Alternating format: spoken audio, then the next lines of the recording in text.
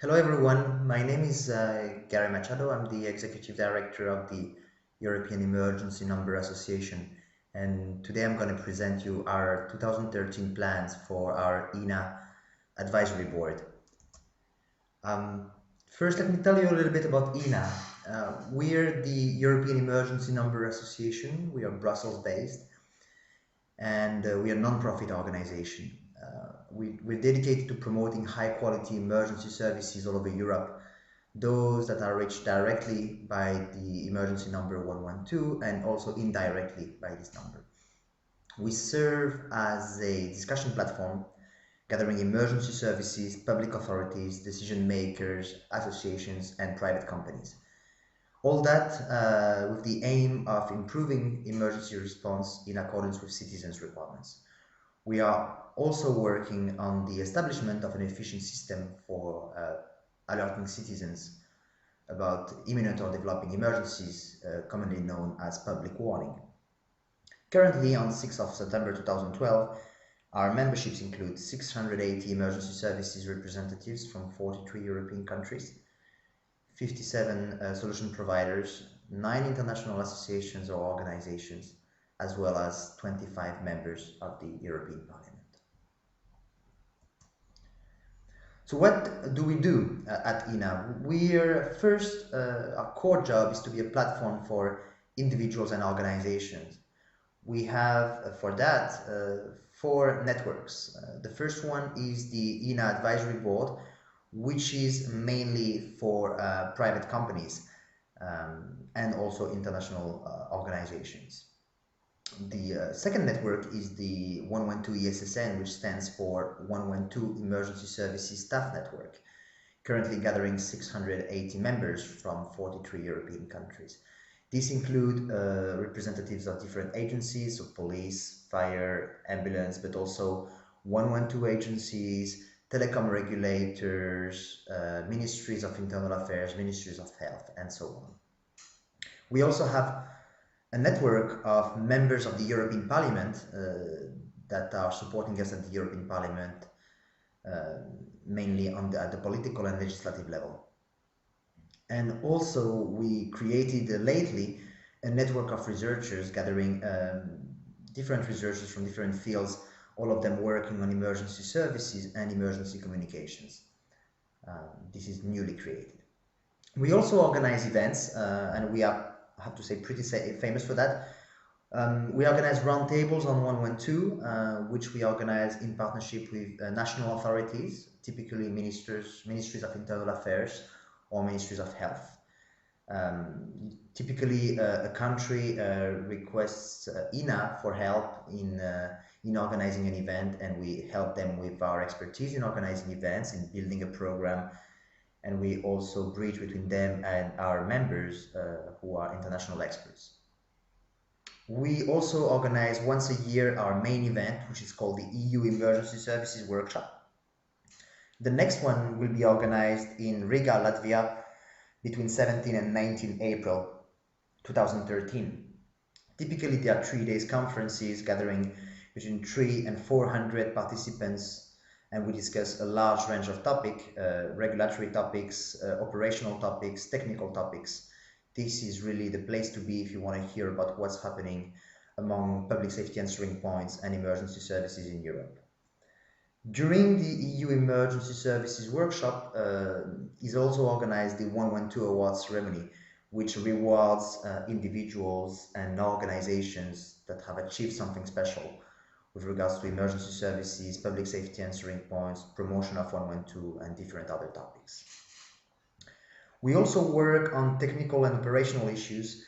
For that, we have an operations committee, which is divided in 37 subcommittees, each of them providing specific requirements on the 112 chain. Can be, for instance, about how call taker should set up their calls, how caller location should be provided to the emergency services, how e-call should be managed, and different range of topic on the current 112 chain.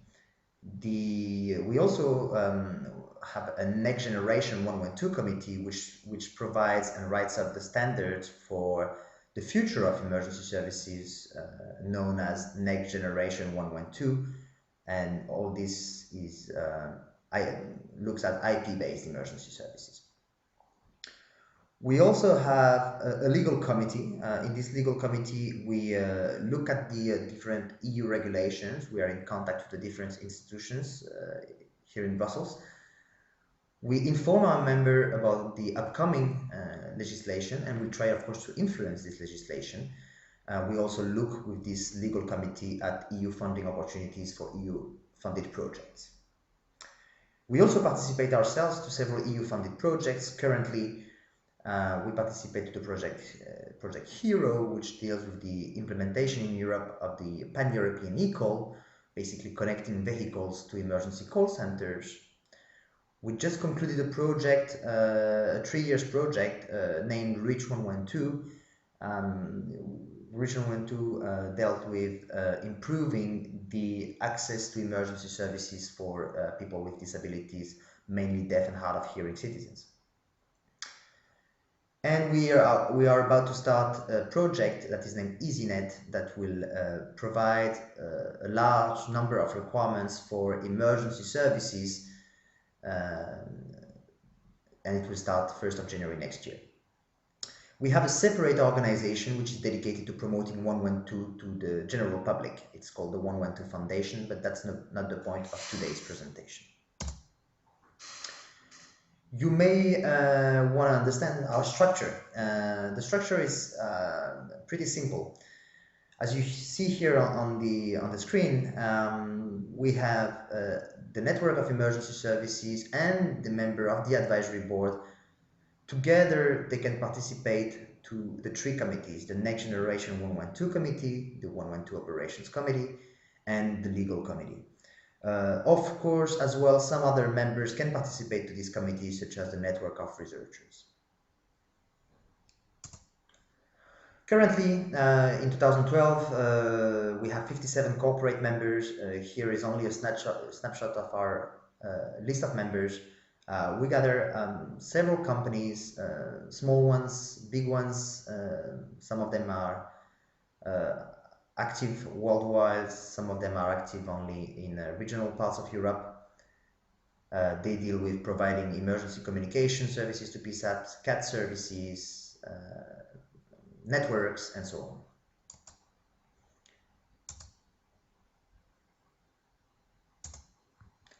In terms of events, we will focus on the 2013 events, although we have an event in the Balkan countries in November this year. In 2013, so as previously said, we'll organize the EU Emergency Services Workshop in Riga between 17th and 19th of April. They will be sponsoring and exhibiting opportunities for our members. On 17th of April, we will also organize the 112 Awards ceremony, with again sponsoring opportunities for our members. In June, at the end of June most probably, we'll organize a roundtable on 112 in Turkey with large Turkish delegations from emergency services.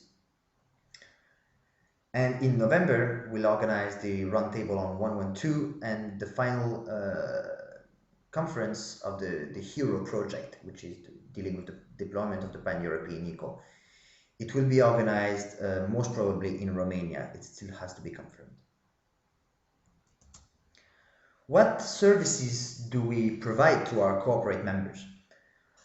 First, that's a service that is very appreciated. Of course, we inform you about the emergency services reforms and upgrades all over Europe. Of course, we are not aware of every tiny tenders in Europe, but we are usually informed about the large tenders, the national 112 tenders. And usually we inform you about these tenders either by email or during a conference call. And we also send you, when we have it, the text of the tender by email.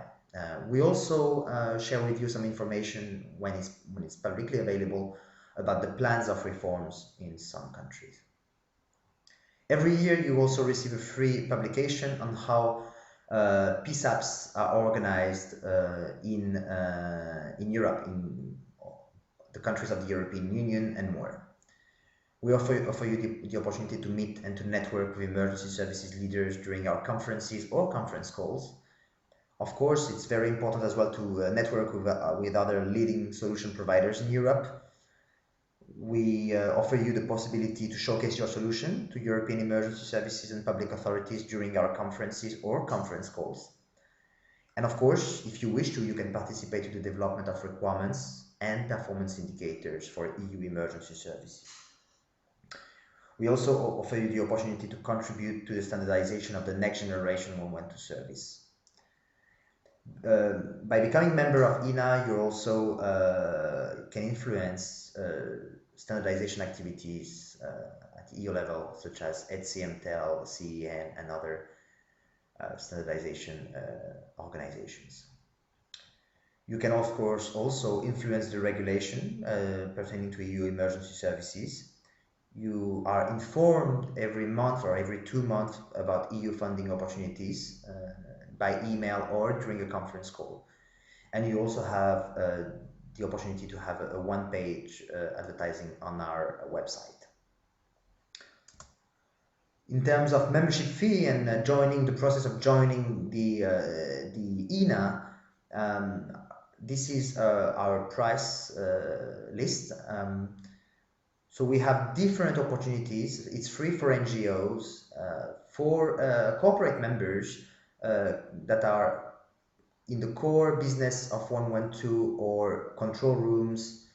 The price is installed on the screen, so 10,000 euros for larger companies. For medium-sized companies, it will be 5,000 euros. And for less consultancies or companies with less than 5 employees, the price is 2,000 euros. For some companies that are not directly related to 112 or to control rooms, I will give you an example. Companies involved in the provision of public warning, or companies that are rather affected by the regulation on 112 rather than companies that make money out of 112. These companies can join for a lower fee. The price is 6,000 euros for large companies, and for smaller companies it is 3,000 euros. Corporate members get 1 vote per organization. Corporate observers have no votes during the advisory board. However, all decisions for now have been made through compromise within the EENA advisory board. That was it for my presentation. I hope you enjoyed it, and I hope you have now enough information. Of course, we are available. You can contact me personally, Gary Machado, gm@eena.org. I repeat, gm@eena.org.